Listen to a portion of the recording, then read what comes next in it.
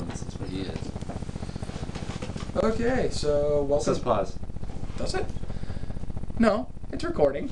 Yeah, but it says pause at the bottom. Yeah, you can pause it. Oh. Well, at least you guys get a good joke on his behalf. But a bump. So anyway, welcome back to New Hampshire Horror Freaks. This is episode 2. Today is March 6, 2013. Go us.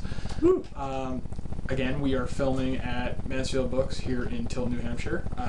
Come drop by if you guys are in the area. Today we've got 4 movies. We have Nosferatu, Wrong Turn, Hellraiser, the original, and Joyride.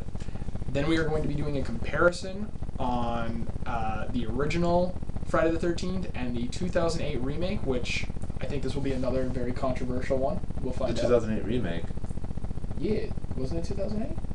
No, the latest one I've seen that whole Jason thing was Jason X, which I thought was kind of just BS. No, there was the remake that they did where he was like running and such. Either way. Well, apparently I'm on the classic side. Behind. Somebody's way behind, obviously. Yeah, I guess we're just going to talk about that real quick then, because surprisingly we're on the same note. I got to go with the classic, man. Classic. Even though it wasn't Jason and it was Mother Voorhees, I thought she was way scary, and Jason himself is scary. I mean, that guy's a crazy SOB. Oh yes. But the remake had no real mention of Mother Voorhees, which really bummed me out. And for me, Jason was scary because he stalked. It was like he was slow and methodical. But the thing is, like, no matter how fast you were, he was always there. What was the actor's name? Wasn't it Kane Hodder? Was that? Yes, Kane guy Hodder. Who played Jason. Yeah, Kane Hodder. Guy is huge. I'm making it real quick. Lindsay says hi and she'll be on her way soon. So. Okay. You have to edit that. Yeah, we'll take care of that. But with the remake, they made Jason run, and I didn't like that. I didn't see the remake, but the one thing that was cool Jason about running. The one thing that was cool about it was the almost kill by a wood chipper, and I would have liked to have seen that. Was almost killed by a wood chipper? Not Jason himself, but there was a guy that would have been a victim of the wood chipper, and I was really hoping for that. And it just that would have been sweet. Just didn't happen. Throw him in there. Exactly, it would have been awesome. All right, we've got a new segment that we're going to try out today. We're doing it today? Yeah, I figured we'd do it today. I thought we were going to do it next week. No, we wrote it down today. Let's do it today. All right, what the fuck? This is going to be our top 5 section, and I'm sure that we're going to get a lot of fans whose opinions will very differ from ours. Oh, yes. So I'll let you start. All right, we did 2 top 5 lists because we couldn't agree on jack. We really didn't agree on any of these. We were talking and we just couldn't agree on anything. But this week's list of top 5 is the top 5 bitches in horror movies. Okay? So this is female characters that are just badass, whether being evil or being the hero. So, again, if you guys completely disagree with us, give us your list. We do look forward to hearing from you guys. And, you know, if we think that there's something that we missed, we will certainly read it off. So, all right, JJ, you're up. All right. Number 1. Oh, no, wait, I'll stop at number 5 then. Start at 5, yeah. 5. Reagan from The Exorcist. Now, see, this one I almost made on my list just because how terrifying that movie is. It's a great movie. Scary movie, even to this day. But the only thing that I have a problem with is the fact that all the crappy evil stuff she does isn't really her. It's more the demon that does it. So yeah. See, that's why I didn't make it on my list. I think Reagan would have been like number 6 for me. But she was a bitch when the demon she was ranks with her. up there. She ranks up there. All right, I don't know the woman's name. If you want to tell me, you let me know. The blonde from See No Evil, the Kane movie. There, she was a bitch. Yeah, but she was like the irritating bitch that you just wanted to see die. Exactly. It wasn't so much. But still, she was a bitch. It wasn't so much that she was, badass, and she wasn't really evil. It was just, God, she was annoying. Why couldn't she just die in the first 10 seconds? What did she? She was like one of the last ones to die, wasn't she? Yeah, I think so. It's been a while since I've seen the movie. She was a bitch. Bride of Frankenstein. Now, see, this is one I forgot about. Now, see, you can explain this, because I saw it, and then you told me about it, and then... Yeah, this is one I forgot about. Bride of Frankenstein, a lot of people would probably be like, why would you put this on the list? And the reason Bride of Frankenstein would have made my list if I had remembered it was the fact that when she is awakened, I guess that's the best term of it. Quote unquote. The Frankenstein monster, you know, he's all excited. He's like, "Oh my God, I'm in love." Well, of course. But she completely freaks out. She screams. She shuns him to the point where he kills them both. And there's that great quote from the movie: "We belong dead." Right. And that is a true bitch. If someone who's already dead commits suicide because he's been shunned, I don't know. That should have been number one. All right. Well, I think number 2 is a bigger one. Nancy from The Craft. Yeah, she was a douche. Nancy was a bitch. She was a douche, but again, she really didn't do a lot that was evil. No, but she was just. It's that old saying, you know, ultimate power corrupts ultimately. Right. And it really was, and that was her problem because she wasn't a natural witch like the other one there, Sarah, I think is her name. It's been a while since I've seen the movie, so if I'm screwing up any of the names, I apologize. But yeah, I mean, she went completely nut job. She was a bit. But although Farouka Blanc, who played Nancy, oh my God, she's hot. She's so hot. I don't like being a pervert, but oh my God, she was so hot. I've seen her in other movies too. And the fact that she had that like tight schoolgirl outfit on, and if you watch closely, and I know I'm gonna sound like a pervert right here, her nipples were poking out so much through that movie. And I was like 13 when I first saw the movie the first time, and I'll tell you what, if there's little ones, you might want to cover your ears. I could not help but put her in my spank bank, man. Could not help it. She was just, oh my God, she was gorgeous. She's still gorgeous. Yes.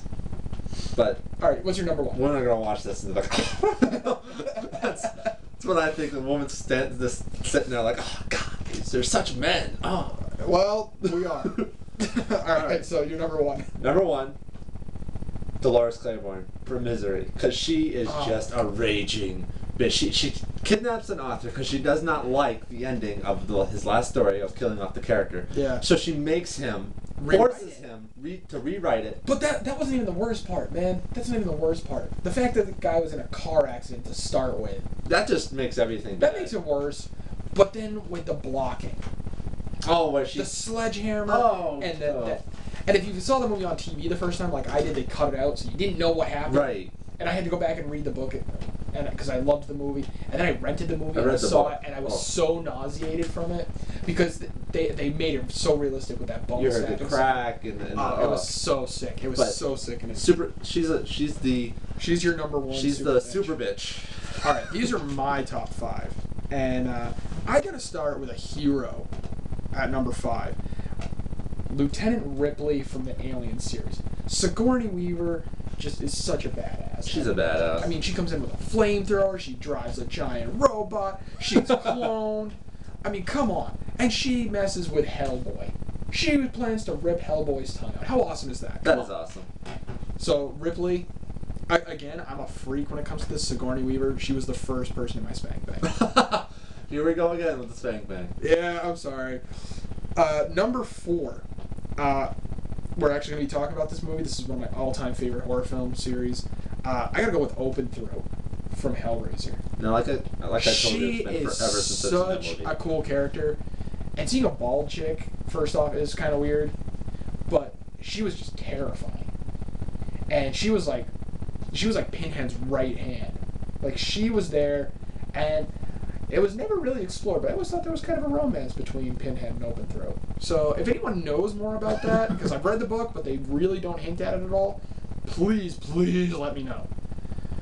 Number 3, another extraordinarily beautiful woman. Beatty from House of a Thousand Corpses and the Devil's Rejects. Played by Sherry Moon Zombie, Rob Zombie's wife. Gorgeous woman. And she was in the remake of Halloween. She played Michael Myers' mom. Really? Yeah. Didn't know that. And she is just gorgeous. But seeing her as Baby, it showed that not only can she play a pretty normal character, even though she was kind of a white trash character, seeing her as Baby, she was psychotic. I mean, she was terrifying. And putting her with Bill Moseley playing Otis was just a perfect idea. I love Bill Moseley. That guy's fucking amazing. I love him. Number 2. Now, this one was very close to number 1, just for the fact of what she was capable of. Number 2 was Mother Bates from Psycho. Psycho's awesome. Now, some of you guys are probably like, really? How can you count Mother Bates? Think about this. She was dead and still had enough control to make her son think that he was her. That's just creepy on its own. Exactly. This dude had some serious. Spoiler alert. Yeah, sorry. If you guys have never seen Psycho, which I would think most of you have, if you Love that movie. haven't, go out. Do not rent this film. Just buy it. Buy it. Buy it. It's. And number one, this chick, I thankfully have met her at a couple of Shock and Rock conventions outside of her makeup, and seeing the movie later on, the movie being Splice, my all-time number one is going to be Dren. Because once she found out what sex was, she pretty much rapes the guy who creates her. But then you find out that she can switch her gender. That's creepy. Towards the end, and she rapes the chick that also created her. And at the end, you find out, again, spoiler, that the woman's pregnant, and you have no idea if it's from the guy creator, because they were a couple, right, or if it's from Dren. I'm kind of hoping that it's from Dren, because I want to see a sequel. I want to see a sequel. Should be a freaking sequel. Alright, so that's our top 5 lists. Obviously, we had some agreements and some disagreements. More disagreements, because we sat here for like an hour disagreeing. Alright, so let's get to the actual reviews, because we already talked about our comparison. We both did agree on the comparison. Right. Which was surprising. I really thought that we were going to have more of an argument. But, alright, so we're going to get to the movies, and I'm going to start off with Clive Barker's 1987 masterpiece, Hellraiser. Been forever since I've seen the movie, so you take it away. I'm just going to sit here and listen to you. Again, I don't want to give too many spoilers, but this is our classic, so I'm thinking most people have probably seen it. Kirsty's uncle, Kirsty being the main character, her uncle gets a hold of a mysterious puzzle box, which, of course, we have to wait 4 films to find out that it's actually called the Land Schindler configuration, which I don't know why it took us so freaking long. But once opened, it can either show you the gates to heaven and total pleasure, which sounds like a great deal, right? All right. Or it can show you the most horrendous gates of hell, which some people might be okay too. I happen to be one of those freaky people. I would probably like most of what hell is going to offer. The fact that the demons don't look anything like you would expect a demon to look like.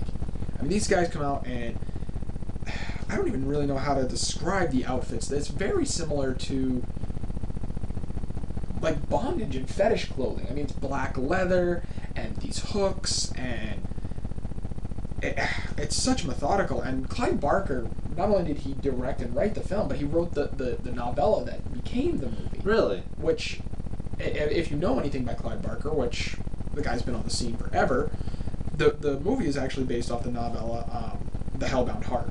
And it's really weird that he changed Pinhead so drastically. Because in the book, Pinhead almost is giddy like a schoolgirl. Which is really weird. That is weird, considering... Because in the book, it's actually a female Cenobite that's in control, rather than Pinhead. And they don't have names in the book. But there's a scene in the book that I really was kind of hoping that they would have shown in the movie, which was the lead Cenobite, the female lead Cenobite, actually nude on a bunch of rotting skulls. That would have been interesting to see. And Frank, the guy who got the puzzle box originally, is puking. I mean, he's just horrified. And she's completely scarred all over her whole body. And she looks at him and says, now that you've got that idea out of your mind, now we can get to the real pleasure. And it's just horrifying. And it's really hard for me to place a movie and a book so closely together, because with the book I rank it so highly, because this book just stayed with me. It terrified me, and it's been a long time since I've read it, but it's still such a strong book. And Hellraiser is one of those movies that I've watched since I was a kid, and it has stayed consistent. I mean, I can still watch it. There's still scenes that are scary. So for me, with Hellraiser, I give it an 8 out of 10. It's just such a good movie. It's such a great movie. And, you know, unfortunately, they did kind of decline as they went on.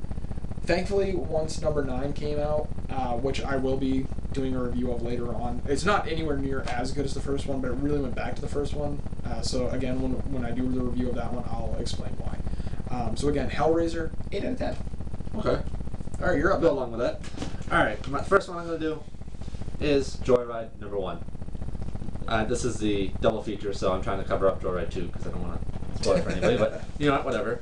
All right, 3 teens go on a road trip cross country. Joyride. Right, a joyride. And one of them, Quote unquote, joyride. gets a CB, puts it in the car, That's just and decides to fuck with truck drivers. When was this made? Let me see this real quick. Keep talking. I'm gonna find out when this was made. And CBs are awesome. I mean, I've played around with a CB. Okay. All right. I'm gonna cut you off real quick. Okay. Joyride #1 was made back in 2001. Okay. Who the hell didn't have cell phones in 2001? Who still has a CB? Dude, I remember being a kid. Every truck driver? I remember being a kid, and my dad had one in his car, my mom had one in her car. Like, everybody we knew had one. Guess what? 95, 96, 97 comes around, everybody has cell phones. Well, Truck drivers even now have to have cell phones. I wanted to put a CB in my car. Dude, I would love to have one. I think it'd be awesome. But they end up pissing a truck driver off. Of course they do. And the truck driver just is out to murder them because they pissed them off so bad. And of course you find out the little secrets of the truck driver. Boys and girls, word of advice, if you're out on a highway and you decide, hey, I'm going to mess with someone, just remember the 3 major things when it comes to horror movies. A, the guy probably wants to rape you. B, he's probably a psychopath. And 3, you're probably going to die. So remember those 3 things. So when you want to do that kind of stuff, call up the local McDonald's. Yeah, screw with the guy at McDonald's. Nobody cares about him. Do it like a rap or something, you know? Just mix You it might up get a free burger out of it. Yeah, mix it up a little bit. So I watched it. I enjoyed it because there's a little quirks of the crazy truck driver that they put in there. It's very very reminiscent of the 60s highway killer movies. Yes. It's very, very reminiscent. And I don't, Grindhouse, almost the old Grindhouse Right. drive-in films. but I don't know if you knew this, but the truck driver, his form, Yeah. the guy who plays the truck driver does not do the voice. Really? Yeah, the voice is actually done by a different character. They dubbed the voice. They dubbed the voice. And Really? I didn't know that. I didn't know that either. I looked it up on IMDb Yeah. because I just use that as my main reference point for every Did movie. IMDb give it a good a good review? Yeah. Really? Yeah, they gave it a pretty good review. Horror usually gets a horrible review then. But Unless, of course, it's a foreign horror. Then, like, crap like The Ring is like, oh, it's a 9 out of 10.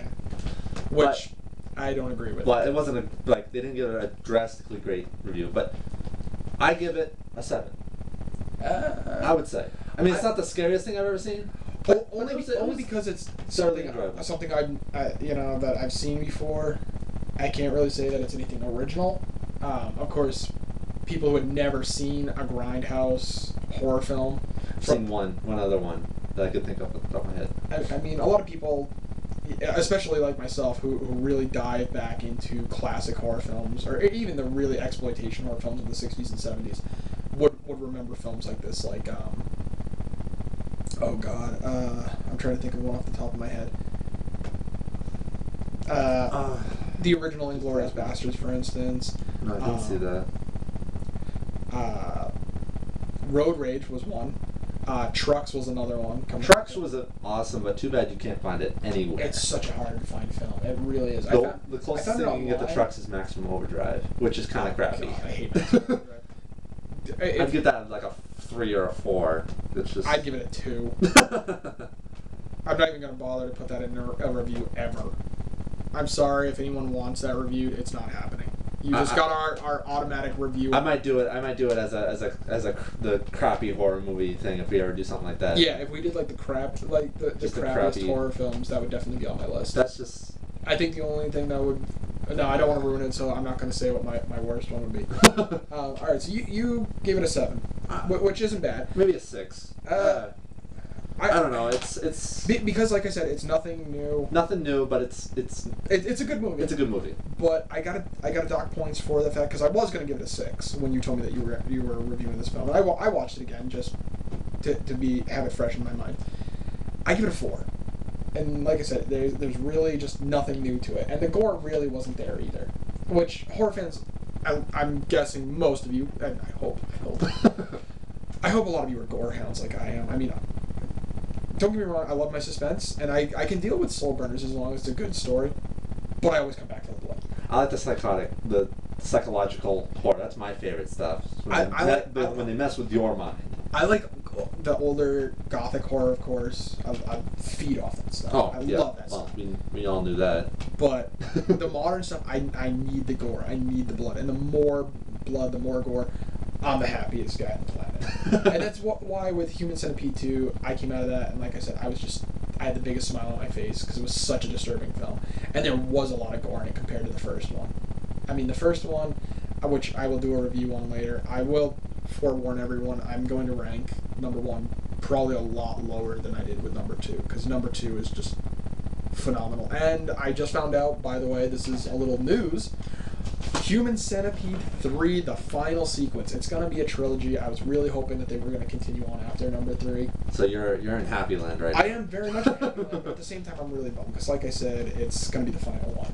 And I would like to see more. So Tom 6, if you happen to see this, please make more. They are just amazing films. I don't know what he's going to do with number 3, though. I mean, because he started off with 3. We're going to have to go watch it. Jumped to 12. I mean, what's more badass? 100? I mean, it's like the only thing that is really going to shock people anymore.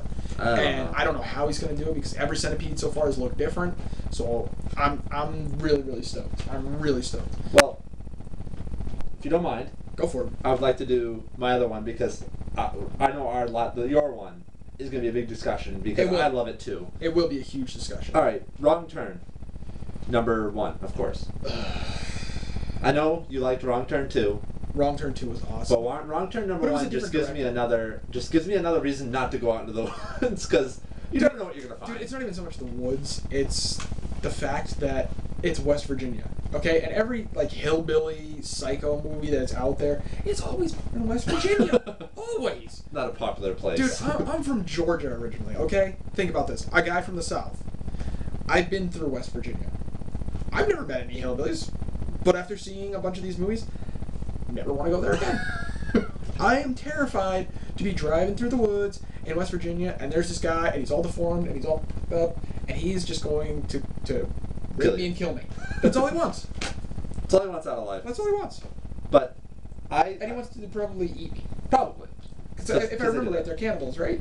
Yeah. Yeah, so they're cannibals, they're inbred, there's obviously something fucked up. They're really fucked up beings. And I watched it, and I did enjoy it, but I didn't...